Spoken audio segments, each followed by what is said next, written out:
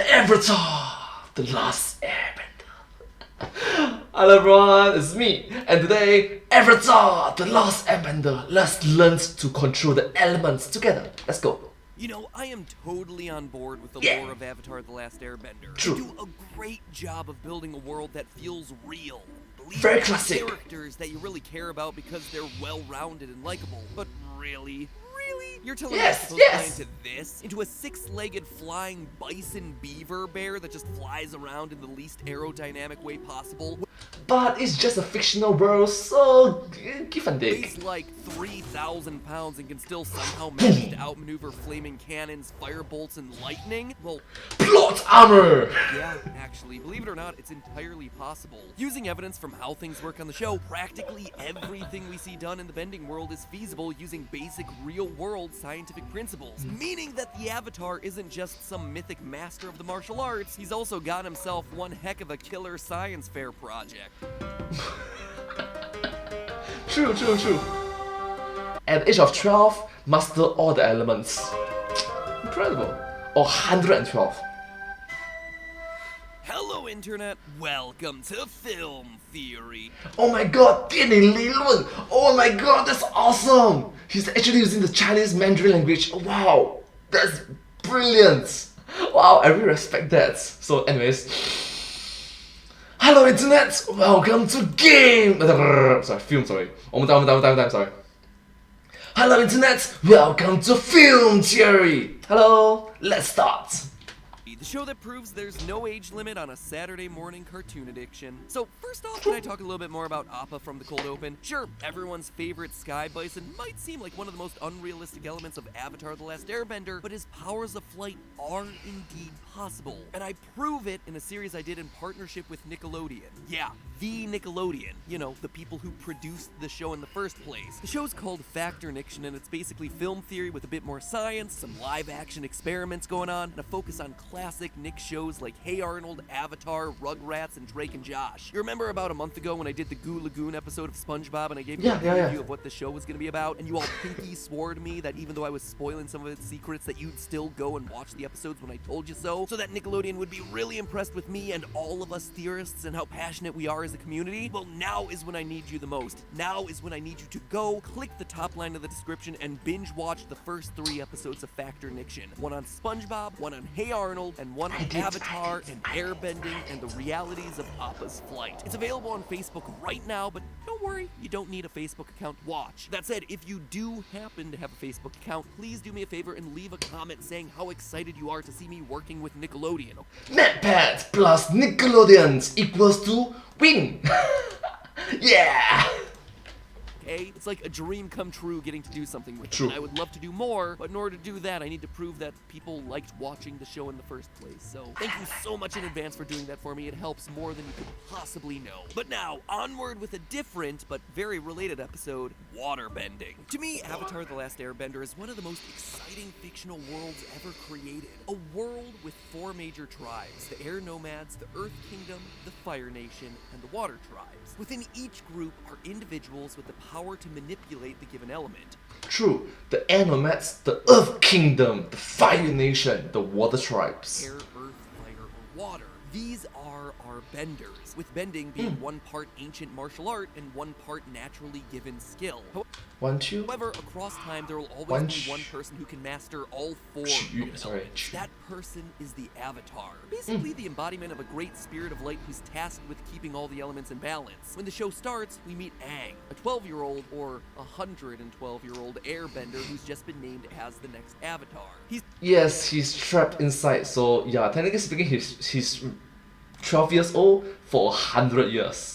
112 years old. It's told that the Fire Nation with all its firebenders have started barbecuing the other groups, and now he only has a few mere months to master all 4 elements to save the world. No pressure there, right? When I was 12 years old, the biggest thing I had to worry about was my complexion. Whew, boy, I was a pimply pat. For years, I wanted to talk about the science behind some of these abilities, and with the recent announcement of the Netflix Avatar remake, I finally have myself a good excuse. Because the great thing about this show is its logic. Sure, lots of what we see on screen is magical, but it's magic that makes sense. Highly advanced advanced waterbenders can manipulate the human body because, you know, the human body has a lot of water in it. Advanced earthbenders can bend and warp metal because of the mineral deposits hidden deep within the ore. But not only does the progression of abilities featured in the show make logical sense, but they also make scientific sense. And also don't forget, boomerang!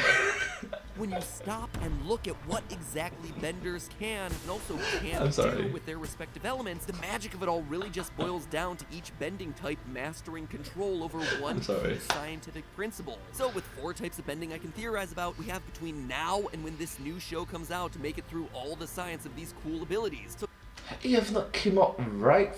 I have not seen it yet, and right now it's in the year 2021.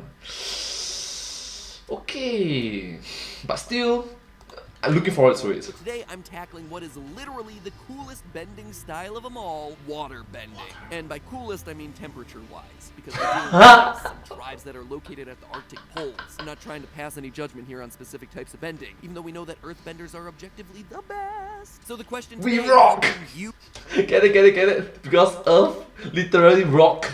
We rock!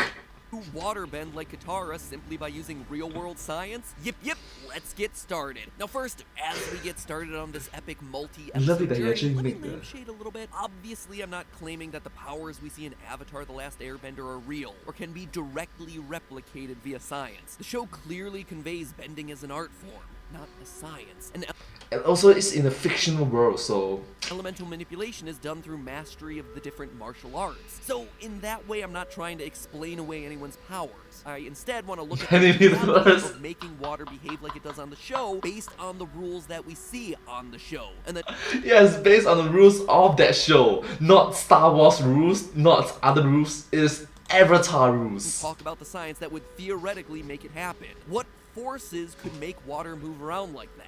Or change to ice, or generate a spontaneous tidal wave. You could say this is all just a theory, but why would you? It's a silly catchphrase. To its credit, the show provides a lot of information about elemental bending, and water gets some of the most Ouch, the self burn. solid evidence. For instance, the show establishes early on that celestial forces have a huge impact on bending ability. Yes, Especially yes. when it comes to water and firebenders. We learned early in the series that firebenders have been able to overpower all the other nations because they siphoned power off of Sozin's Comet, a fiery comet that passed by Earth and bestowed its flaming energy to the Fire Nation. Our hero Aang is forced to train as quickly as possible to acquire his avatar abilities because Sozin's Comet is on its return trip. And fun fact, it's the fastest that we have ever seen.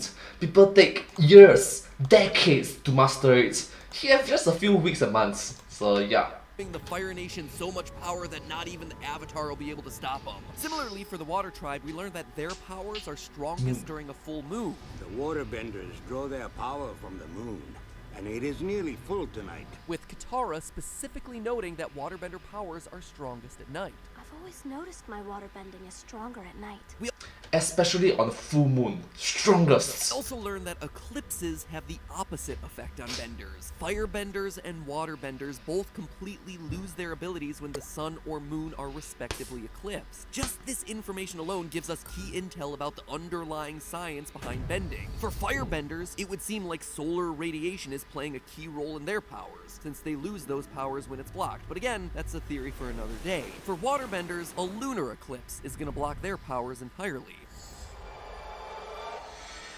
Now, the moon doesn't emit any sort of solar radiation per se, but it does exert another major force on Earth, gravity. Gravity from the moon is, in fact, what makes all water on Earth bend in the first place, in the form of ocean tides and currents, Yes. all caused by water sloshing around on the face of the Earth. It's pulled, The literally waves. bent outward by the gravity of the moon on one side, and then sloshes back on the far side of the Earth. Yes, oh yeah, I just remember a joke. Alright, what did the ocean say to the to the beach? Nothing. They just wave. Get it? A wave. Effectively creating Sorry, these bulges on either sorry. side of the world where the high tides are, while the water in the middle is being sucked out, creating low tides. And the show absolutely knows that this connection exists, and it does a really good job of reflecting it as a basic property of waterbending. From the earliest episodes, Aang and Katara practice push and pull bending, creating tides. It's literally the first waterbending move that Aang learns, mimicking the moon's tides to create waves. And they use this basic skill a lot, to wash people out to sea or unbeach boats that they need need to commandeer, all starting with the fundamental idea that tides are controlled by the gravity of the moon. So that's cool and all, but I hear you asking, what about this? Or this? Or this? Well, as good of a start as gravity is, we know that things are going to start to get a bit more complicated as we dip our toes into advanced water bending.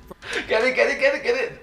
Tippy-toes is his nickname lah. So Avatar, the love Aang's nickname, Tippy-toes. From the water whip, the water shield, ice bullet, and good old puddle to the face. This level of precision makes our gravity explanation feel a bit laughable. I laugh at gravity all the time. Gravity. So scientifically, there has to be something else later on here that's going to allow benders to He's an airbender. It's like, come on, he can fly. control water more directly. The good news for all us aspiring avatars is that it's theoretically possible to bend water. Not with Tai Chi or hand waving or various stances, but with the powers of electromagnetism. Oh. Now, most of us are generally aware that water is electrically conductive, but not necessarily for the reasons that we expect. It's not the water itself that's electrically conductive, it's actually the salts that exist within the water. Regardless though, it's the reason that you don't go swimming in a lightning storm, or Yeah, and you find fact that is a very cute and very young Mad Pets. So young, right now it's dead pet. or do your hair in a bathtub. It's because the salts within the water are super conductive, and lightning, or electricity flowing from your wall socket, loves to run through it, and as a result will also run through you if you happen to be swimming in it. But Electrocution, not the good thing. electrically charging that water isn't going to do anything to make it move, just makes it more dangerous. That's why bending also requires the magnet part of electromagnetism. If someone were to ask you if water is magnetic, most of us would say no, right? Doesn't contain any sort of iron or metal, doesn't really seem to do anything when I wave my magnet at it, but that's not entirely correct. The truth is that water is actually diamagnetic, meaning that any magnetic field, whether positively or negatively charged, is actually gonna repel water. So if you put a magnet near some water, you'll see the water is being very slightly bent by the magnet. Oh, fun fact, do you know that blood also repels water?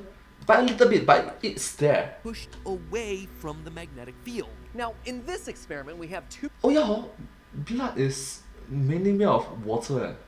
syringes that are filled with equal amounts I'm of water sorry. set to a string that'll allow them to freely rotate, right? So, if we present one of the sides Oh wait, I'm wrong. There's different type of bloods. There's red blood cells, there's white blood cells, there is not necessarily all water. I'm sorry. with a magnetic field, what we should see is the water start to bend away from those magnets. In turn, the syringes will start to spin away from that magnetic field. Yes. This is because of the diamagnetic properties of water. Where water isn't magnetic, it actually rejects magnetism and thus wants to move away from it. And that's exactly what we see happening right here, right? Where the syringes were level to the camera at a certain point, now you start to see them moving slowly away, rotating away from the magnetic field that I'm holding them to on this one side. And now if we present it in the opposite direction, you can see that now the syringes are moving the opposite way. This is to prove that it is indeed the magnetic field that's causing this rotation and nothing else. I really like it that in this film theory episodes includes IRL testing, in which you can just prove it. This is quite literally water bending at a microscopic level. Let me just repeat that again. You can see sorry. that now the syringes are moving the opposite way. Opposite This way, proves yes. that it is indeed the magnetic field that's causing this rotation and nothing else.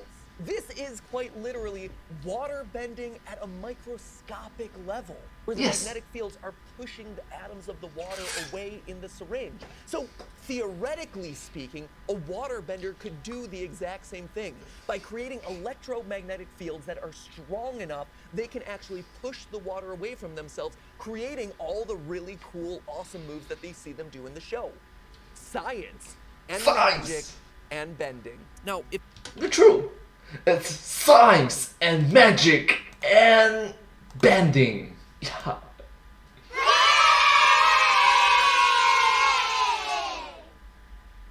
Anyways, let's continue. If you're a physicist, this explanation is going to be pretty simplistic. But for our purposes, it actually explains a lot of things that we see play out in the series. If you can explain it simply,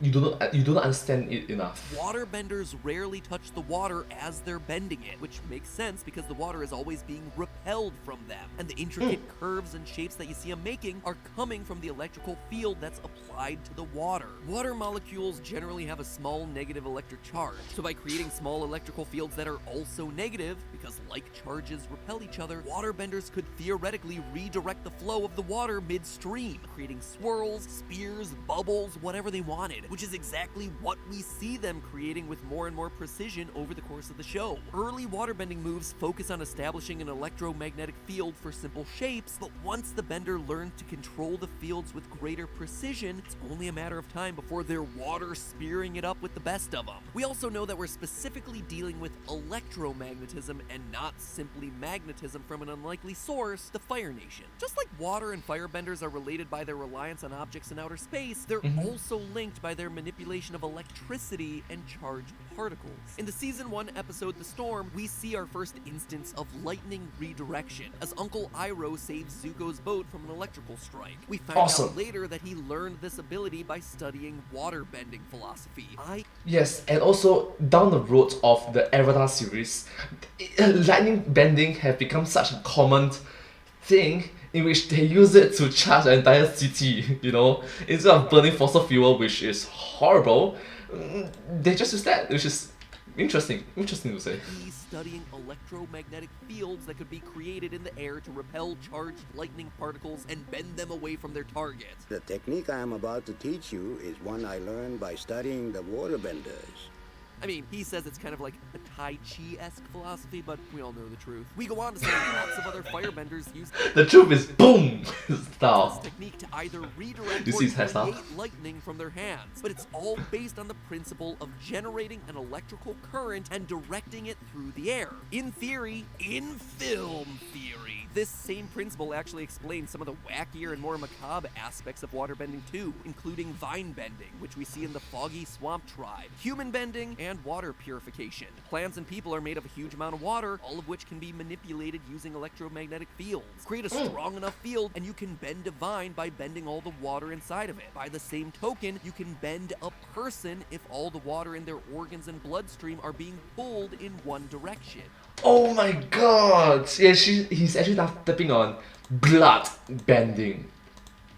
We see a select few waterbenders even cause people to lose consciousness using waterbending, presumably by preventing water, what's carrying all the blood, from getting to the brain. When it comes to other obscure waterbending techniques like purifying water, we know that although water is polar, a lot of its contaminants aren't. Oils and dirts are all made of carbon, meaning they won't do much of anything in an electromagnetic field. So waterbenders are able to pull the water away from the impurities, depolluting it and making it drinkable. So electromagnetic manipulation explains a lot of waterbending techniques, but it still leaves us with one big missing piece that I can't just make melt away: phase shifts. The most advanced waterbending techniques involve significant phase shifting between water's states of matter, particularly liquid and solid, ice to water and vice versa. The ice sled, the ice ramp, daggers, drills, even mist stepping, which involves stepping on tiny little ice rods. They are all valid techniques of waterbenders, not purely explained by electromagnetic fields. Or are they? The techniques that we've covered involve manipulating the motion of large groups of water molecules, puddles,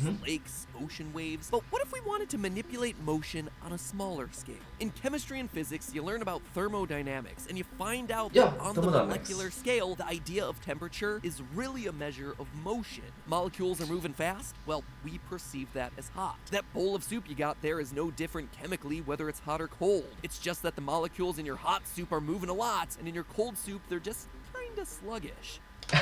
So it's more active, sort of, I guess. You can say that, right? I'm sorry.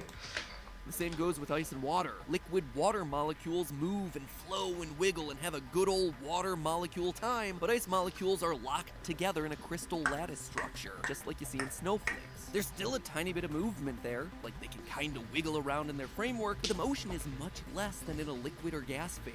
We know that advanced waterbenders have the ability to turn water from liquid to ice, so what are they really doing in those instances? Well, at a super small scale, they're manipulating water molecules to slow their individual movement, or in physics terms, their kinetic energy. As they lose movement, they lose energy, becoming colder. If the bender is able to slow down the individual molecules enough, they'll start to lock together into that crystal structure we call ice. Oh wow! Honestly speaking, I'm just really thankful and grateful that MatPat made an episode that is super dedicated to such important fundamental science that we have to learn in school. So thank you so much, MatPats. You're the best.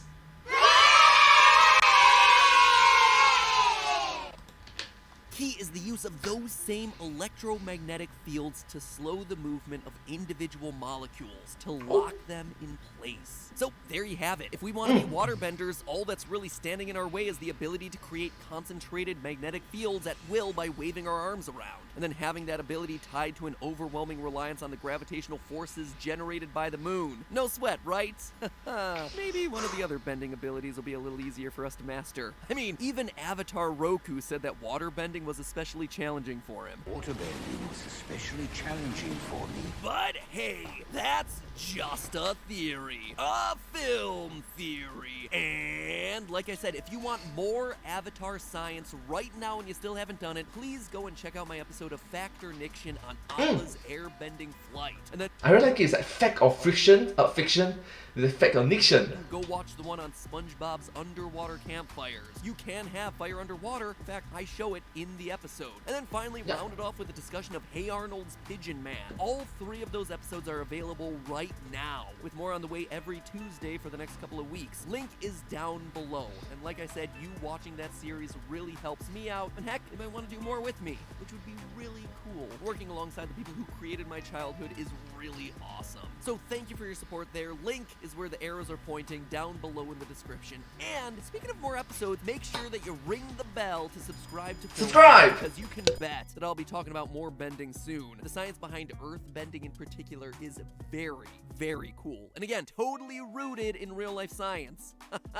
Get it? Rooted? So if you want to see that episode, make sure you hit that subscribe button and let me know down in the comments that you are here for the Avatar-ness. Now, if you'll excuse me, October is starting to get close. I gotta start stockpiling some spooky over here. Wow, thank you so much. Earthbending, we rock. Literally, we rock.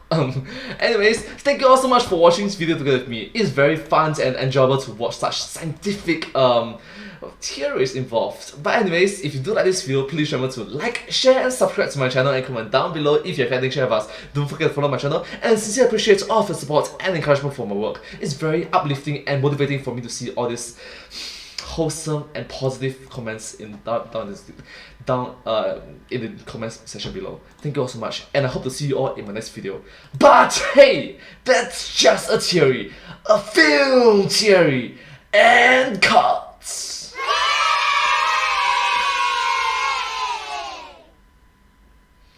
And I hope to see you all in my next video. Bye bye. Subscribe. Thank you so much.